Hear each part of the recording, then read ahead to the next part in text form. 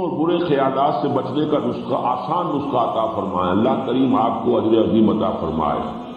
اور اس درس کی بدولت مسلمان جو اس میں موجود ہیں اور جن تک یہ پہنچے انہیں بھی اللہ رب العزت اسلام پر مکمل عمل کی توفیق عطا فرمائے۔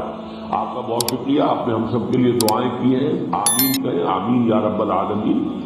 وسوسوں سے بچنے کا آسان نسخہ یہ ہے کہ اپنے ذہن پر ایک دھن ایسی سوار کر لو کہ باقی تمام چیزیں اس میں سے نکل جائیں۔ حدیث نبوی ہے، من جعل همومه ہما واحدا ہما الآخرۃ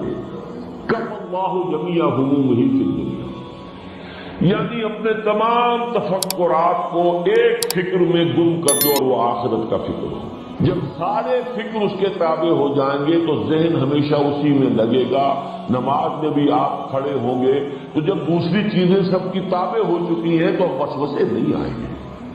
لیکن اگر آپ نے اللہ اور دین اور رسول کو تو دماغ کی ایک گوشے میں گٹھڑی میں باندھ کے رکھا ہوا، باقی سارے دماغ پر قبضہ ہے دولت کا، شہرت کا، وجاہت کا،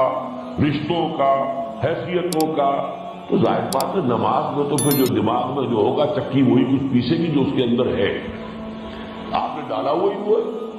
تو نماز میں یہی ہوگا کہ آپ جو ہے وہ کہیں گے کچھ الحمدللہ رب العالمین الرحمن الرحیم، اور خیال یہ ہوگا کہ فلاں جو ہے میری دکان پر فلاں چیز ختم ہوئی تھی، وہ آیا تھا گاہک میں نہیں دے سکا، آپ مجھے جا کر خرید لی،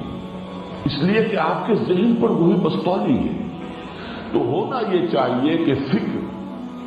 اللہ کی محبت، اللہ کے مطلوب و مقصود ہونے کی کیفیت، آخرت کا تصور، اس کی جواب دہی، یہ چیزیں اتنی چھا جائیں